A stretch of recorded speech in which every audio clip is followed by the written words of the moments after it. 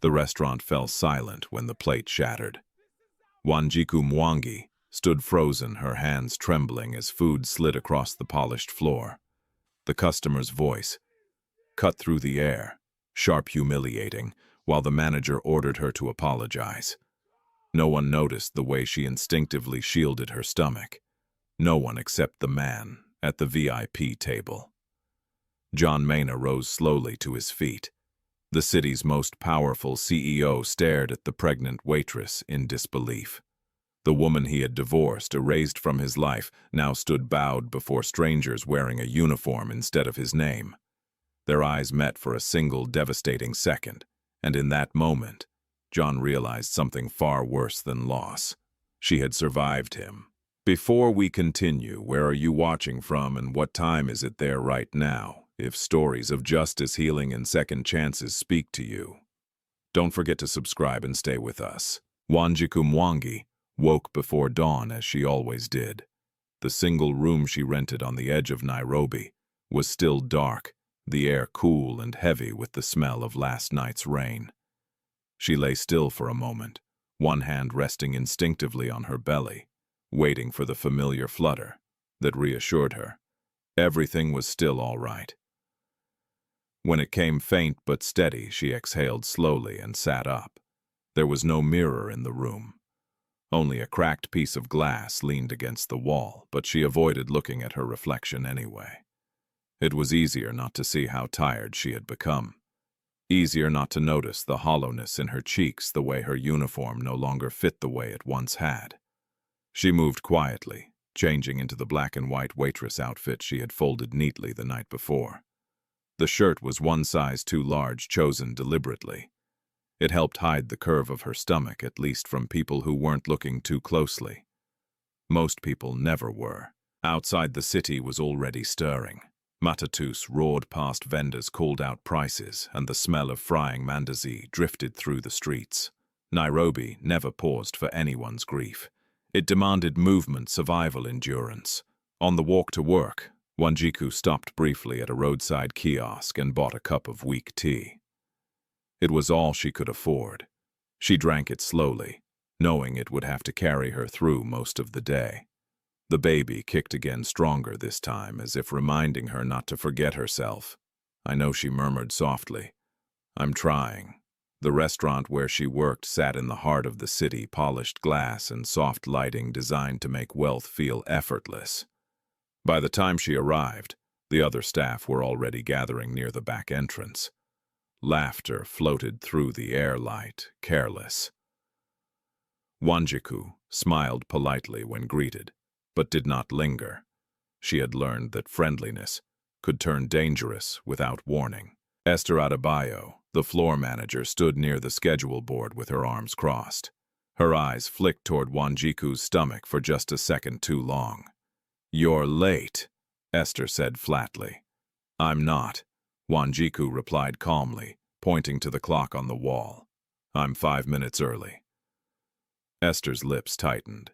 "Then don't argue. Go change your apron." Wanjiku did as she was told. Arguing never helped. It only gave Esther excuses. As she tied the apron around her waist, her thoughts drifted against her will to a time when mornings had been different. When she had woken in a quiet house, sunlight filtering through curtains she had chosen herself. When she had shared coffee with a man who once knew how she took her sugar. She pushed the memory away. That life belonged to another woman, another name. She was no longer Wanjiku Mena. She had made sure of that. The lunch rush passed in a blur of orders and clattering dishes. Her feet ached by midday, and a dull pain settled in her lower back. Still, she did not slow down. Slowing down invited questions. Questions led to consequences. During a brief break, she slipped outside and called her mother in Nyeri. "Mama, how are you feeling today?" she asked, forcing brightness into her voice. "I'm fine," her mother replied, though the slight wheeze said otherwise. "You sound tired, my child." "I'm just working," Wanjiku said. "I sent some money yesterday. It should arrive by evening." There was a pause on the other end. You shouldn't be carrying everything alone.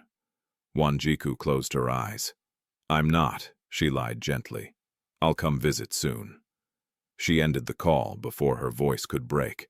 The truth that she was barely managing rent, food, and hospital visits was one her mother didn't need to carry too. Back inside, Esther was waiting.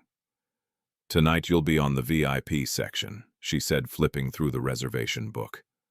Wanjiku looked up sharply. I usually don't.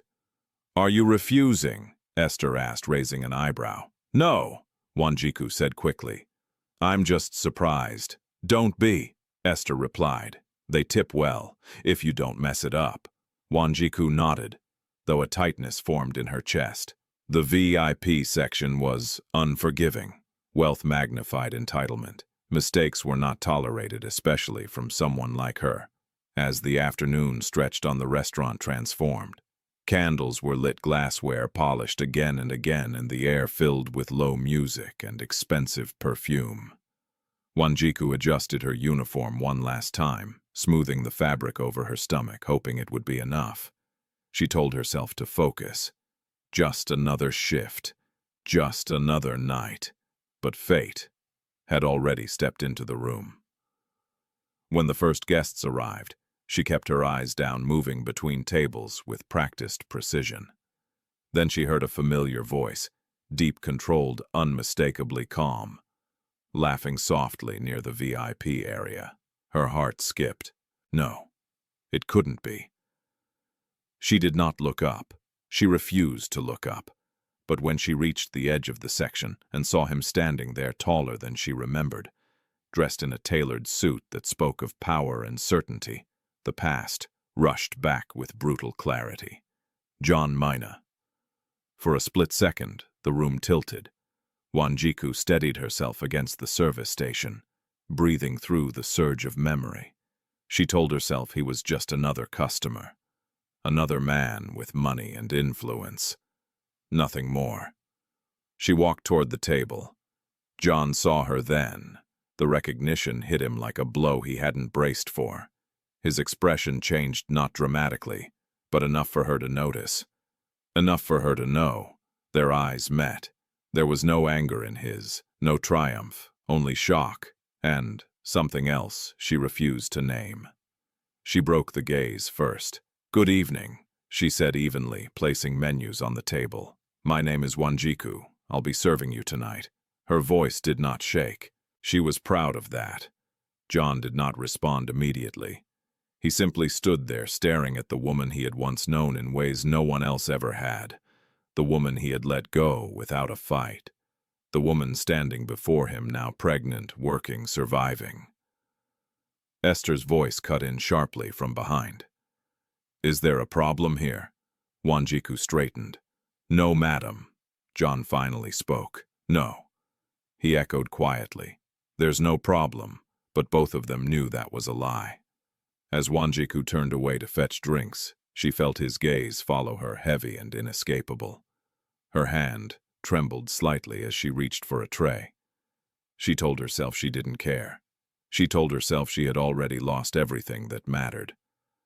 But as she walked back toward the table, the weight of the past pressed down harder than ever before, and she had no idea that this night was only the beginning of something far more painful than memory.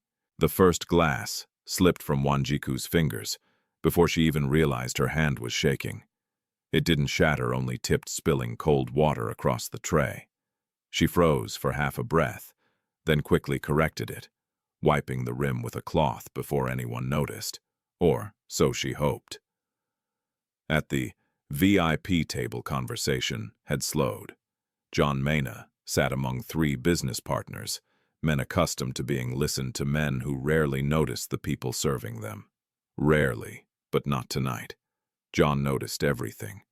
He noticed the way Wanjiku kept her shoulders squared as if bracing against an invisible weight. He noticed how she avoided his eyes with practiced precision.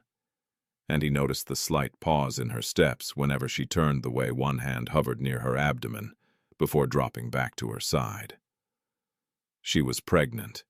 The realization struck him with a force he had not prepared for.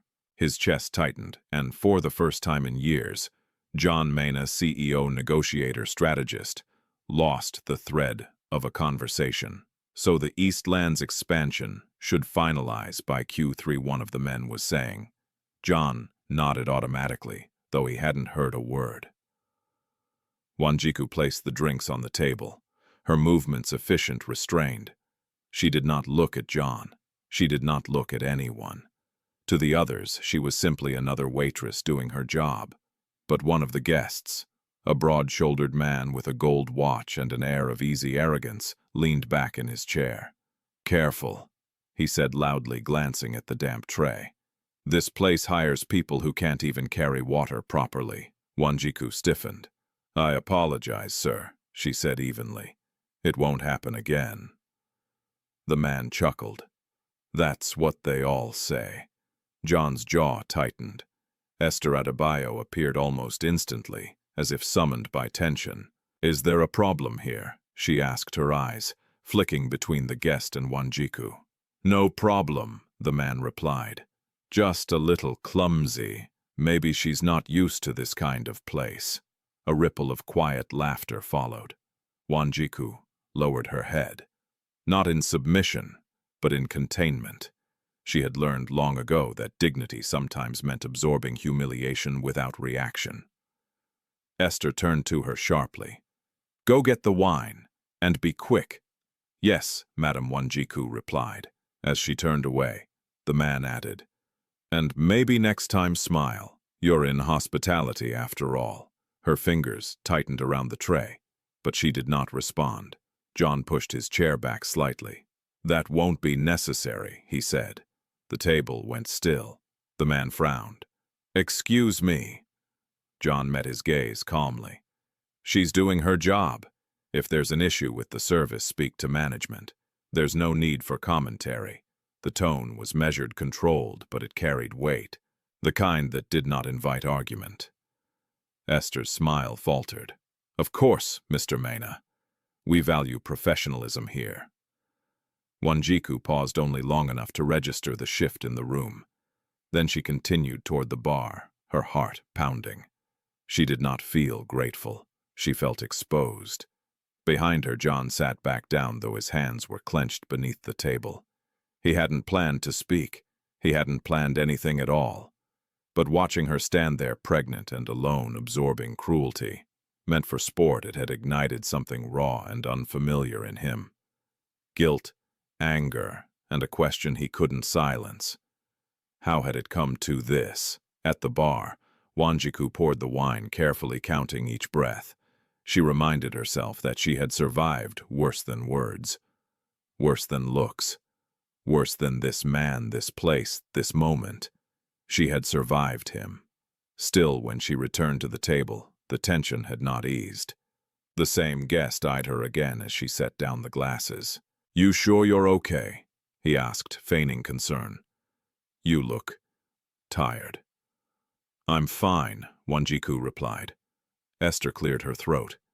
"Don't forget to thank the gentleman for his patience." Wanjiku's eyes flicked to Esther, then back to the table. "Thank you for your patience, sir," she said. The man smirked. "That's better." John's voice cut through the moment, quiet but unmistakable. "Actually, I think it's time we move on." He stood, placing his napkin on the table. "We'll take the rest of the meeting elsewhere." There was a pause, surprise, calculation, confusion. "But the reservation," Esther began. John looked at her and the words died in her throat. "We're done," he said simply. As the men gathered their things, Wanjiku stood frozen, unsure whether to move or disappear. John walked past her close enough that she could smell his cologne, familiar, unwanted, unsettling. He stopped. For a moment she thought he might speak to her, might say her name. He didn't.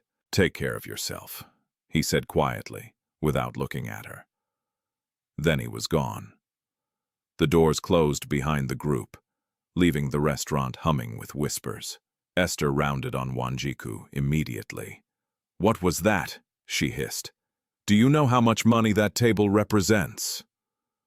"I didn't do anything wrong," Wanjiku replied, her voice steady despite the tremor in her chest. Esther's eyes narrowed. You embarrassed us. I followed instructions. You existed, Esther snapped. That was enough. The words landed harder than a slap. Go clean table 7, Esther said sharply. And if you cost us another client, don't bother coming back. Wanjiku nodded once and walked away. In the kitchen, she leaned against the wall, pressing a hand to her belly, as the room spun slightly. The baby kicked sharp, insistent. I know, she whispered again. I know. Across the street, John stood beside his car, the city lights blurring as his driver waited silently. Sir, the driver asked. John didn't answer right away. He was replaying the night, the spill, the comments, the way she had stood there without breaking, the way she hadn't asked him for anything. Not help, not forgiveness, not even recognition. And then there was the curve beneath the uniform. Impossible to ignore, impossible to explain away. He thought of the night he had asked her to leave, the evidence presented to him, the anger, the certainty. For the first time since that day, doubt crept in, not as a whisper, but as a roar. Drive, John said, finally. As the car pulled into traffic, one truth settled heavily in his chest. Whatever had destroyed their marriage had not destroyed her, and whatever secrets lay buried in the past were no longer willing to stay there. The restaurant tried to pretend nothing had happened. Music resumed, glasses clinked, and laughter returned, thin and forced at first, then louder, as if volume alone could erase discomfort. Wanjiku moved through it all like a shadow, clearing plates, refilling water, answering requests with the same measured politeness she had practiced for months. Inside, she felt hollow. She kept her eyes lowered, not because she was ashamed, but because she refused to give the room anything more. She had learned that people often mistook stillness for weakness. They were wrong. Stillness was how she survived. Esther watched her closely. Table 12. Esther said, handing her another order slip. And don't be slow. Yes, Madame Wanjiku replied. Her back ached now, the dull pain settling deeper with every step. She ignored it. Pain was familiar. Pain could be managed. What unsettled her was the way John Mayna's presence lingered in her thoughts, unwelcome and persistent. She told herself it meant nothing. She told herself she had expected this moment for years, running into him somewhere someday. That when it happened, she would feel nothing. She had been wrong. At table 12, a middle-aged woman glanced up at Wanjiku with mild irritation. We've been waiting. I'm sorry for the delay, Wanjiku said. May I take your order? The woman sighed dramatically, then paused, her gaze drifting downward. Her eyes lingered for a second too long. Oh, she said softly. You're pregnant. Wanjiku stiffened. Yes. The woman exchanged a look with her companion. Should you be working like this, I don't have a choice, Wanjiku replied before she could stop herself. The words slipped out honest, unfiltered. The woman looked uncomfortable. Well, I suppose. They placed their order quickly after that. When Wanjiku turned away, her throat tightened. She hated that her truth had escaped like that. Hated that even strangers now felt entitled to comment on her body, her life, her decisions. In the service corridor, she paused and leaned briefly against the wall, closing her eyes. The room swayed, just slightly. Not now, she whispered. Please, not now. She straightened and kept moving. At the bar, one of the junior waiters glanced at her nervously. Are you okay? Wanjiku nodded. I'm fine. He hesitated. Esther's in a mood. I know. Everyone knew. By the time dessert orders came in, Wanjiku's steps had slowed, despite her best efforts. She could feel Esther's gaze burning into her back like a warning. When she set a plate down at table 9, her hand slipped. The dessert wobbled, then tipped chocolate sauce splashing onto the white tablecloth. The silence was immediate. Oh, come on, the man at the table snapped. What is wrong with you people tonight? I'm so sorry, Wanjiku said quickly, reaching for a cloth. I'll clean it right away. Esther was there in seconds. What did I tell you? Esther hissed. Are you trying to ruin us? I can fix it, Wanjiku said. Please. Step back, Esther snapped, grabbing the cloth from her. She turned to the table, plastering on a smile. We deeply apologize for the inconvenience. This won't reflect on your bill. Then she turned back to Wanjiku, her voice dropping. Go to the back. Now. The humiliation burned hotter than the pain in her back. In the kitchen, the noise felt distant. Wanjiku sank onto a stool, her hands shaking uncontrollably now. Sweat beaded at her hairline. The baby kicked hard again and again. She pressed both hands to her belly, breathing shallowly. Easy, she whispered. I'm here. But her body wasn't listening. The door swung open. Esther stood there, arms crossed. What are you doing sitting? I just need a minute, Wanjiku said, struggling to stand. Esther's eyes flicked to her stomach, then away. You don't get minutes here. I'm dizzy, Wanjiku said quietly. That's not my problem, Esther interrupted. If you can't work, you shouldn't be here. Wanjiku met her gaze, then something hard and unyielding, rising through the fog of pain. I told you I was pregnant when you hired me. Esther scoffed. You said you could handle it, and I have, Wanjiku replied. Until now. For a moment it seemed like Esther might back down. Then her jaw tightened. Finish the shift, she said coldly. Or don't come back tomorrow. She turned and left. Wanjiku stood there stunned. Her chest tightened, not with fear but with a quiet, devastating clarity. This was the line. She walked back into the dining area, each step heavier than the last. The lights felt too bright now, the music too loud. Conversations blurred into noise. She reached the service station and grabbed a tray, her hands barely steady enough to hold it. Halfway to the table, the pain hit, sharply, sudden searing. Wanjiku gasped the tray, slipping from her fingers. Plates crashed to the floor, shattering this time. Gasps rippled through the room. She bent forward instinctively, one hand clutching her belly, the other bracing against the table. I'm sorry, she whispered, even as tears stung her eyes. Someone laughed nervously. Someone else muttered, This is ridiculous. Esther's voice cut through the noise. Wanjiku, what did you do now? Before Wanjiku could answer, her knees buckled. Strong hands caught her before she hit the floor. The room went completely silent. John Mena stood there, one arm around her shoulders, the other steadying her at the waist. His face was pale, his expression stripped of every mask he'd worn that night. She's done, he said quietly. Esther stared at him. Mr. Mena. She's done, John repeated, his voice firm. She needs help. Wanjiku tried to pull away. Don't argue, John said softly, close enough that only she could hear. Please. For the first time that night, her composure cracked. Tears slipped free despite her effort to hold them back. I don't want your help, she whispered, the words trembling. John's grip did not tighten. I know.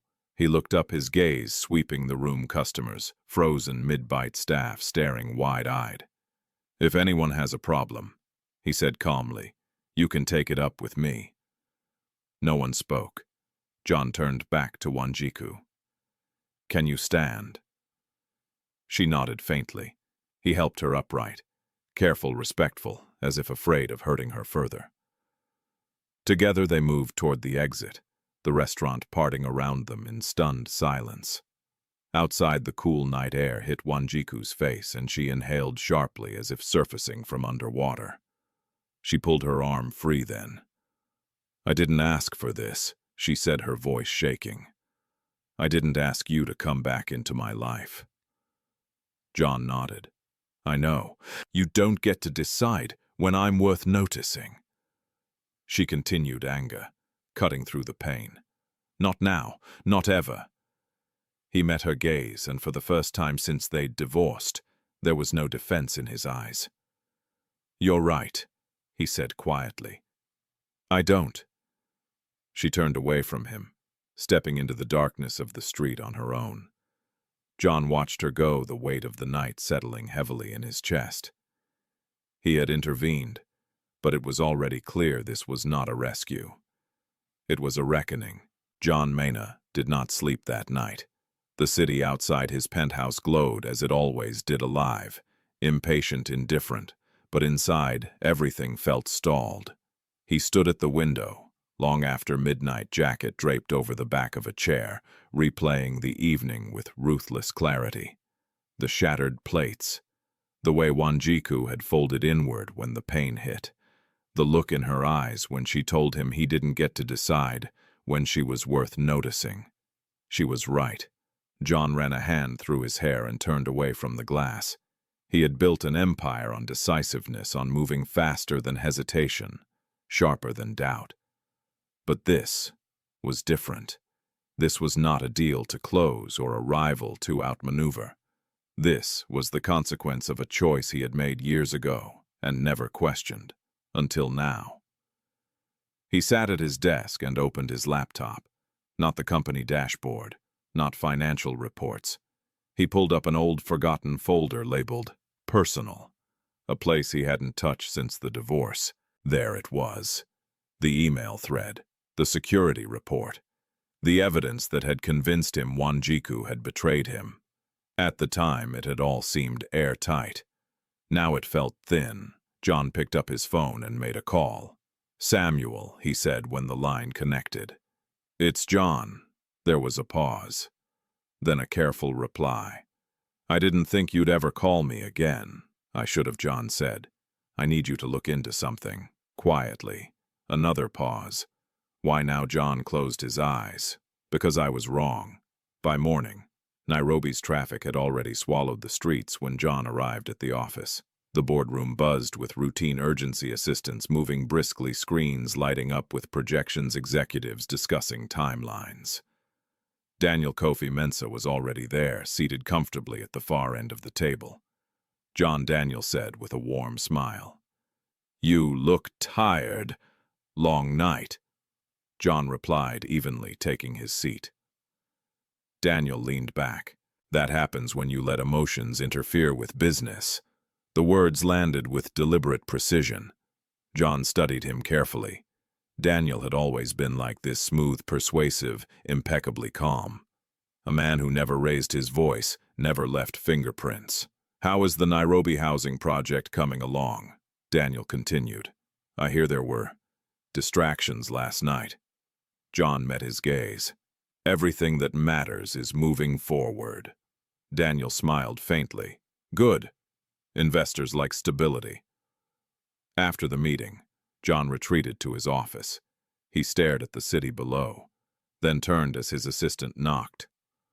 "Sir, the private investigator you requested is here." "Send him in." The man was discreet, efficient. He listened as John laid out exactly what he wanted. No speculation, no assumptions. Just facts. "I want a timeline," John said. "From the day my wife was accused to today. Every document, every transfer, every access point, and the woman the investigator asked." John hesitated. "What about her? Do you want me to look into her current situation?" John's jaw tightened. "Only to ensure she's safe. Nothing invasive." The investigator nodded. "Understood." That afternoon, John drove not in his usual armored car, but alone toward the part of the city he rarely entered. The streets narrowed. Buildings grew closer together, and the rhythm of life shifted from polished efficiency to bare necessity. He parked a block away from the address the investigator had provided. Wanjiku's building was small concrete, worn smooth by years of weather and neglect. Laundry hung from windows. Children played barefoot in the dust. Life here did not pause for regret. John did not go inside. He stood across the street, hands in his pockets. watching from a distance. He saw Wanjiku emerge slowly, one hand pressed to her back, the other holding a small plastic bag. She moved carefully, deliberately, as if measuring every step. A neighbor offered to carry the bag. Wanjiku shook her head with a polite smile and continued on her own. John felt something twist painfully in his chest. She was still doing everything alone. He returned to the office, just as his phone buzzed. Samuel Otieno. I found something, Samuel said without preamble. Something you need to see. They met that evening in a quiet cafe far from the city center. Samuel looked older than John remembered, thinner, wary, the confidence of his youth, tempered by years of being ignored.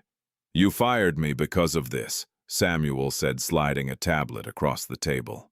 John stared at the screen. Metadata logs, access timestamps, a backdoor entry routed through a third-party account. This file, Samuel continued, was altered. After your wife lost access, the changes were made, using credentials traced to an external consultant. John's pulse quickened. Daniel, Samuel nodded. I couldn't prove it back then. I tried to tell you something wasn't right. John swallowed hard. I didn't listen. No, Samuel said quietly. You didn't. They sat in silence for a moment. There's more, Samuel added. If you want to reopen this properly, you'll need to move fast. People like Daniel don't leave loose ends. John leaned back, absorbing the weight of it all.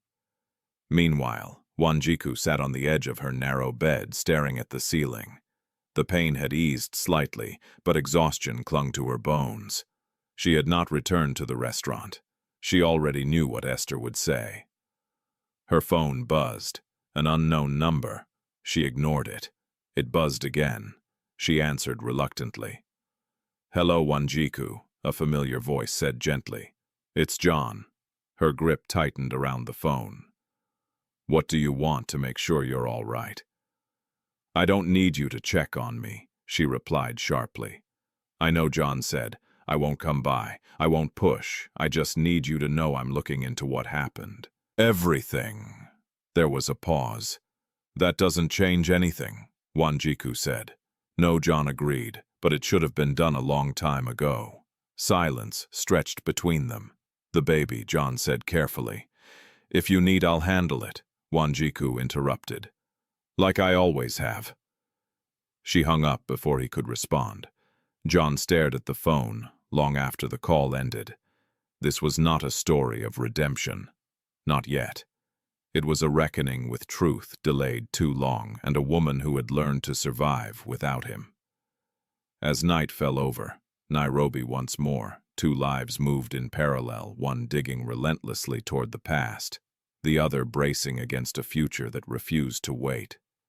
And somewhere between them, a truth long buried was beginning to surface. The past did not return gently.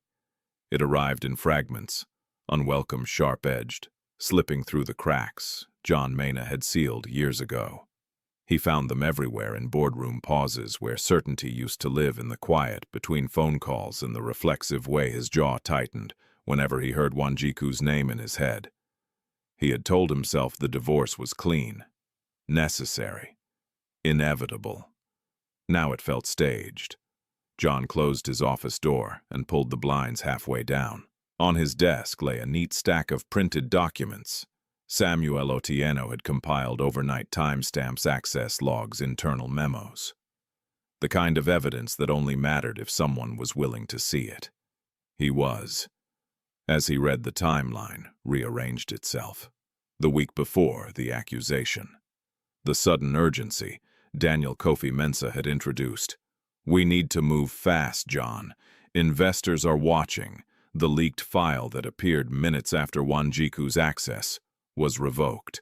The consultant Daniel had insisted on bringing in to stabilize operations. At the time, John had been drowning in pressure. Expansion bids, political negotiations, the board's impatience. He had wanted the problem resolved quickly, cleanly. He had wanted to believe. The memory of that night surfaced with cruel clarity. Wanjiku standing in the living room, barefoot on marble she had once polished herself. The way she held her hands together as if afraid they might betray her. The shock in her eyes when he placed the folder on the table between them. You accessed confidential files, he had said, his voice steady, and you sent them outside the company. She had stared at him, incredulous. John, I don't even have access anymore. You took it away. The logs say otherwise. They're wrong. He remembered how quickly he had dismissed that possibility. There's too much at stake, he had said. I can't afford uncertainty. Wanjiku's voice had dropped, then not raised, not pleading, just quiet. So you've already decided. He had not denied it. John pressed his palms against the desk, now breathing slowly. The truth was not just that he had been deceived. It was that he had chosen efficiency over trust, control over listening. He had chosen power over love. Across the city, Wanjiku sat in a plastic chair at a public clinic waiting her turn. The room smelled of antiseptic and exhaustion. Women of all ages filled the benches, some heavily pregnant, some holding crying children, all bound by the same quiet resilience. She rested both hands on her belly, feeling the steady rhythm beneath her skin. The pain from the night before had dulled to an ache, but the fear lingered. Fear was harder to shake. A nurse called her name, Wanjiku Mwangi. She rose carefully and followed her into a small examination room. The nurse glanced at her chart, then at her. You missed your last appointment. I know, Wanjiku said softly. I couldn't afford the transport. The nurse sighed, not unkindly. You need to be more careful. Stress is not good for the baby. Wanjiku almost laughed. Almost? I'm trying, she said. Back at his office, John made another call. I want a full audit, he told the head of compliance. Yinlang 5 years, no exceptions. There was hesitation on the other end. That will raise questions. It should, John replied. If anyone asks, tell them I requested it personally. He ended the call and leaned back, rubbing his temples. Every step forward pulled another thread loose, and each loose thread led back to the same man. Daniel. Their next encounter came sooner than John expected.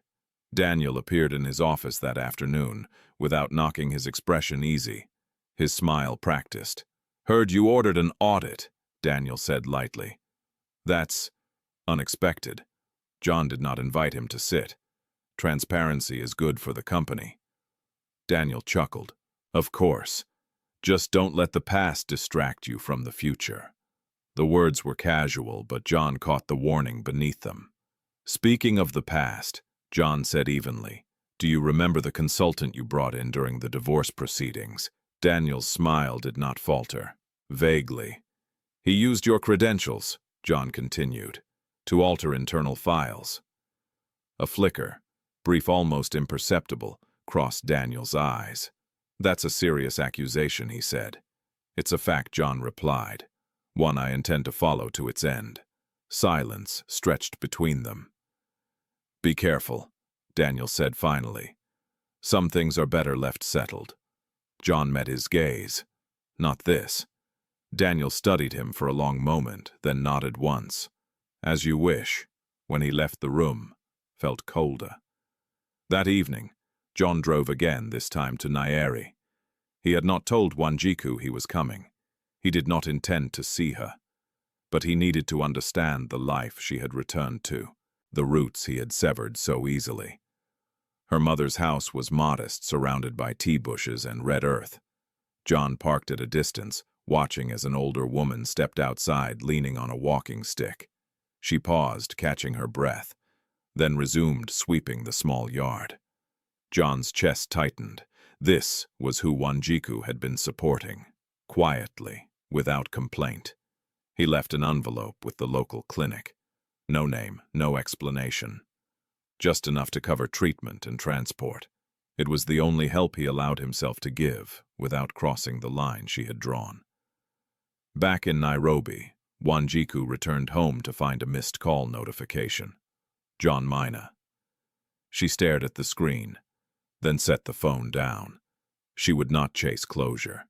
She had learned that closure did not come from explanations or apologies. It came from endurance. But when she lay down that night, exhaustion heavy in her limbs, the past crept in anyway. She remembered the early days of her marriage, John's laughter when he was unguarded, the way he had rested his forehead against hers after long days, the promises they had not spoken because they had seemed unnecessary. She turned onto her side, tears slipping silently into her pillow. Across the city, John sat alone in his living room, documents spread across the coffee table. Two lives once intertwined, now moving on parallel tracks, close enough to feel the pull, too far to touch. And between them, the truth pressed insistently upward, demanding to be seen. Wanjiku learned of her dismissal through a message. It arrived just after sunrise, brief and impersonal, as if months of labor could be erased with a sentence. Your services are no longer required. Please return your uniform. She stared at the screen, her thumb hovering uselessly over the words. For a moment she felt nothing at all. No anger, no shock, just a hollow quiet where reaction should have been. Then the weight of it settled. No job meant no daily wage, no transport to the clinic, no certainty. The city outside her window roared awake as usual, indifferent to the way her life had just narrowed further. She folded the phone face down and sat on the edge of her bed, both hands resting on her stomach. The baby shifted, a gentle reminder that time did not pause for grief. I know, she whispered. We'll figure it out. By mid-morning she had returned the uniform neatly washed and folded to the back entrance of the restaurant. Esther did not come out to meet her. A junior staff member took the bag without comment and shut the door. Wanjiku did not linger. She walked until the familiar streets blurred into unfamiliar ones, then stopped beneath the shade of a jacaranda tree. For the first time since the divorce, she allowed herself to sit and breathe without counting minutes. That was when her phone rang again. John Mina. She let it ring. It rang a second time. Then a message appeared. I heard what happened. I'm sorry. Please let me help. Her jaw tightened. She typed a response, deleted it, typed again. I don't need saving, she finally wrote. Please stop. She slipped the phone back into her bag and stood, ignoring the tightness in her chest. She would not let him rewrite her story as a rescue he arrived late to perform. Across town, John read the message and closed his eyes. He had expected resistance. He deserved it. Still, the finality of her words struck deeper than he anticipated. He paced his office, the city stretching endlessly below the glass. Sir, his assistant said cautiously from the doorway. Mr. Mensah has requested a meeting. John's eyes hardened. Tell him I'm unavailable. The assistant hesitated. He said it's urgent. John exhaled slowly. Send him in. Daniel Kofi Mensah entered with his usual composure, a faint smile playing at the corners of his mouth. Busy morning, he said. Word travels fast. So do consequences, John replied. Daniel raised an eyebrow. I assume this is about your personal situation. John leaned back in his chair. This is about the company. Of course, Daniel said smoothly. Though some would argue the two are becoming dangerously intertwined. John met his gaze. Are you threatening me? Daniel laughed softly. I'm advising you. Public sympathy is fickle. Investors dislike scandal. And what do you dislike? John asked quietly. Daniel's smile thinned. Instability. After he left, John remained seated long after the door closed. Daniel was right about one thing: pressure was mounting. The audit had stirred questions. Whispers circulated in hallways. Board members had begun to request clarifications. But John no longer felt the familiar urge to suppress discomfort for the sake of order. For the first time in years, he was willing to let things break if that was the cost of truth. That afternoon, he drove to the clinic in Nyeri. The nurse recognized him immediately, surprise flashing across her face. "You're the one who paid," she said quietly. John nodded. "I wanted to make sure the support continues." She studied him for a moment, then softened. "The mother worries about her daughter," she said. "But she won't ask." "I know," John replied. When he returned to Nairobi, his phone buzzed again.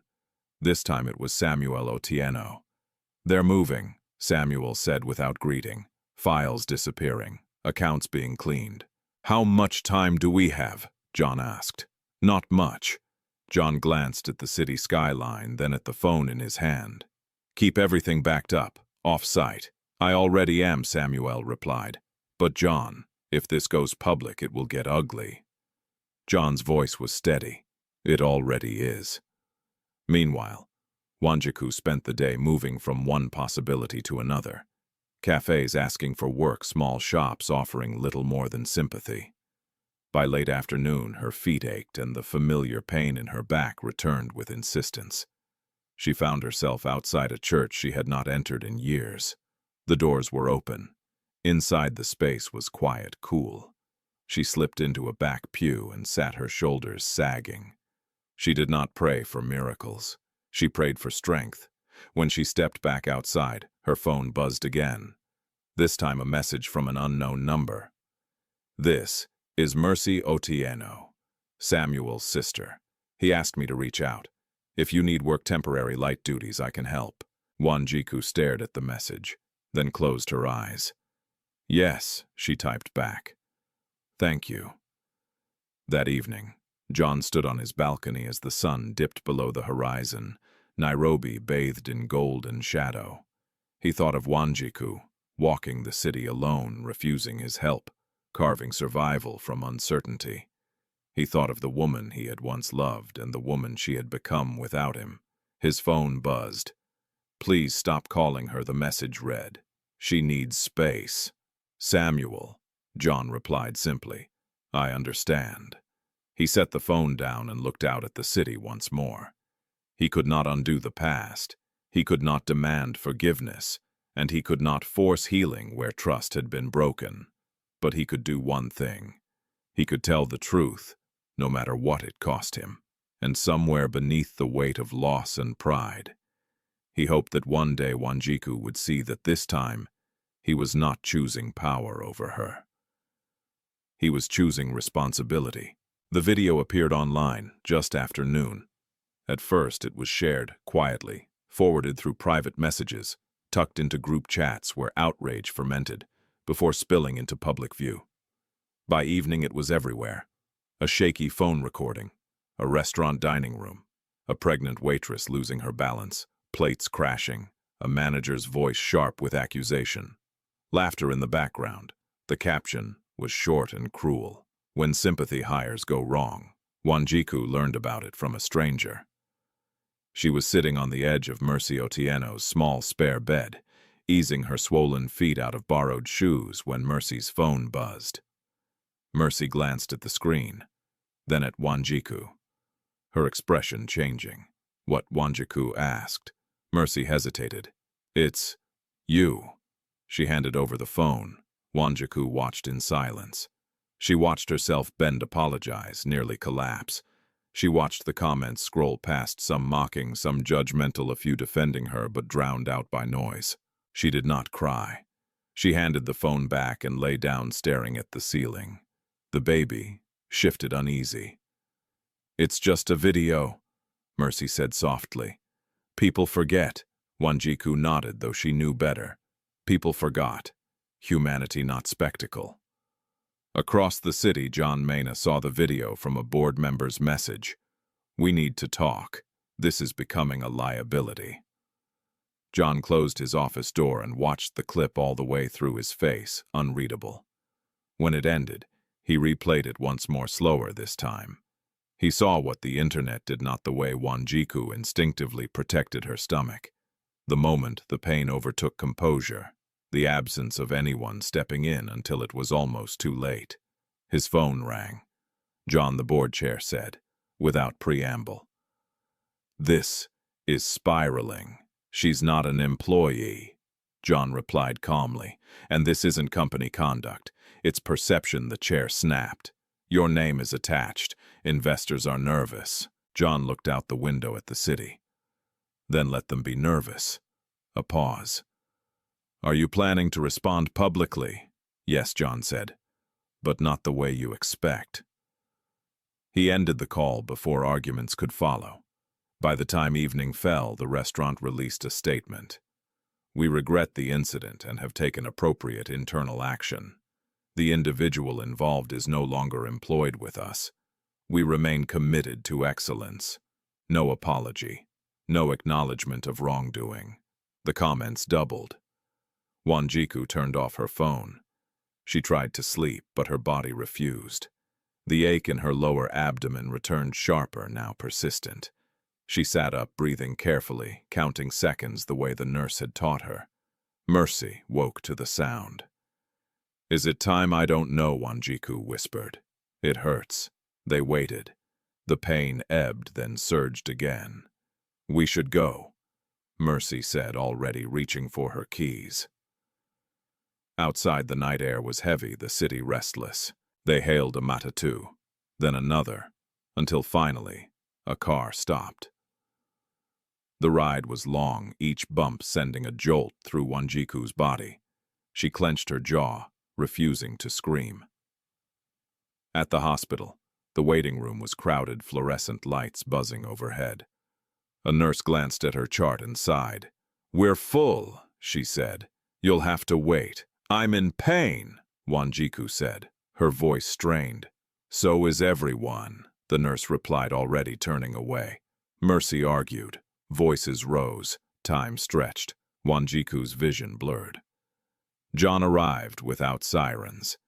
He had been on his way to a press briefing when Samuel's urgent message came through.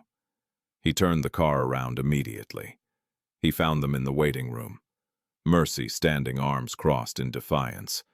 Wanjiku slumped in a plastic chair, face pale, hands pressed to her belly. For a moment, he simply watched, fear tightening his chest. He approached quietly. She needs help, he said to the nurse. The nurse looked up. Irritation already forming, then recognition flickered. Yes, sir. Things moved quickly after that.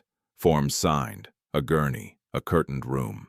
Wanjiku opened her eyes to see him standing there. No, she whispered. Don't. I'm not here to take over, John said softly. I'm here because this is serious. Tears slid silently down her temples. I told you to stop. I know, he replied, and I will, after this. The doctor entered, brisk and focused. She's dehydrated. Blood pressure is high. Stress is a factor. John nodded. Do whatever you need to do. When they were alone again, Wanjiku turned her face away. You didn't have to come, she said. I wanted to, John replied. That's not the same thing. He did not argue. Outside the room, his phone buzzed repeatedly. Messages from PR, from the board, from Daniel Kofi Mensah. If you speak tonight, you will destabilize everything. John typed a single response, then let it destabilize. He stepped into a quiet corridor and called his communications director. Schedule a press conference, he said. Tomorrow morning. There was a pause. About what exactly? About accountability, John replied. And the truth. Back in the room, Wanjiku slept fitfully, monitored and sedated.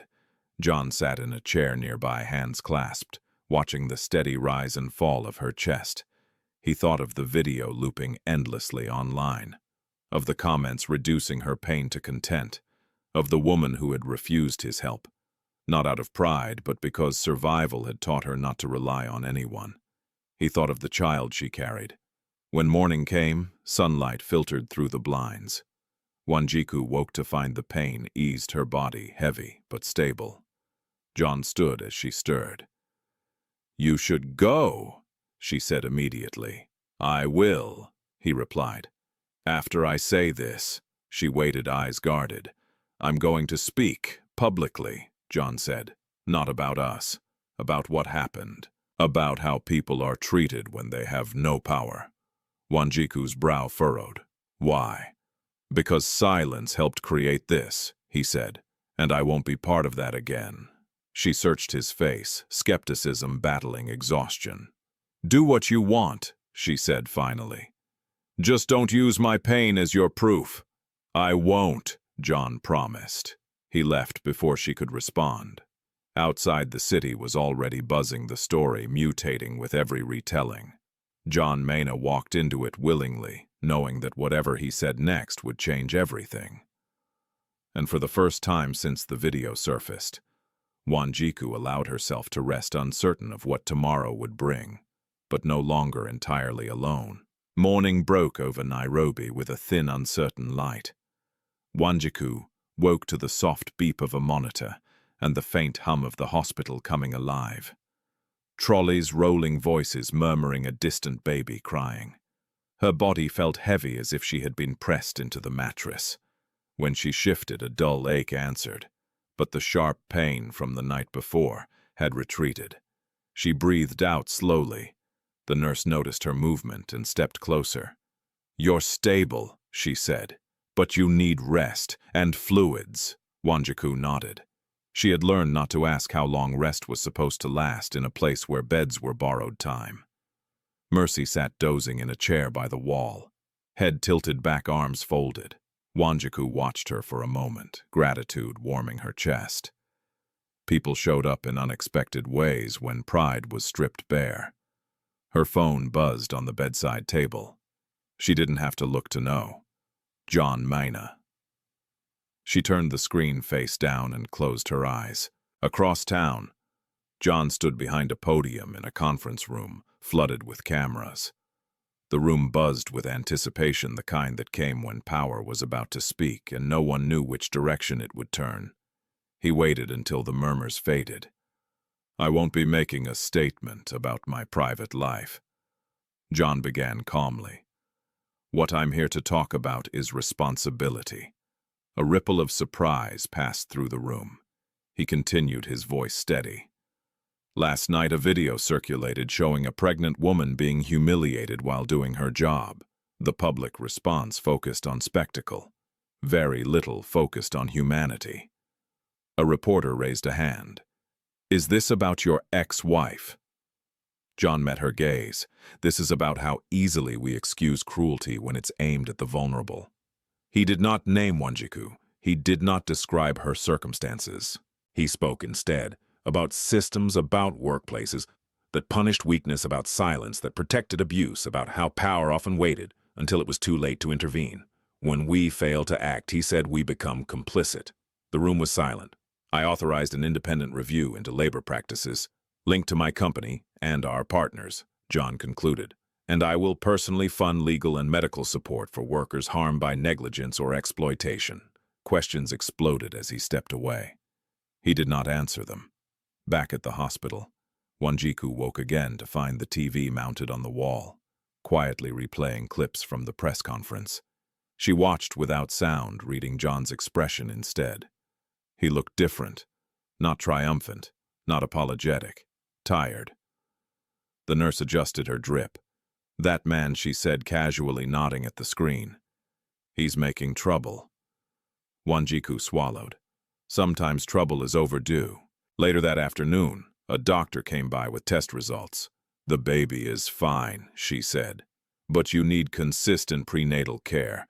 Stress like this can cause serious complications." Wanjiku nodded, absorbing the familiar warning. When the doctor left, Mercy leaned forward. "You heard what he said?" "Yes," Wanjiku replied quietly. "He didn't mention you by name." "I noticed." Mercy hesitated. "Does that change anything?" Wanjiku turned her gaze to the window where the city stretched endlessly, messy and alive. "It doesn't fix the past," she said, "and it doesn't guarantee the future." Her phone buzzed again. This time she answered. Wanjiku. John said softly, "I won't stay long." "Then speak," she replied. "I'm not asking for forgiveness," he said. "I'm not asking for anything. I just need to say this in person." She closed her eyes briefly. "Go on. I failed you," John said. "Not because I was deceived, but because I didn't listen when it mattered." Silence filled the line. I didn't know you were pregnant, he continued. But that doesn't excuse what I did. I chose certainty over trust, and you paid the price. Wanjiku's grip tightened on the phone. You always speak like a boardroom, she said quietly. Clean sentences, conclusions, I'm learning, John replied. Too late, she exhaled. Why now? The question hung between them, heavier than accusation. Because I saw you break in public, John said, and I realized I helped put you there.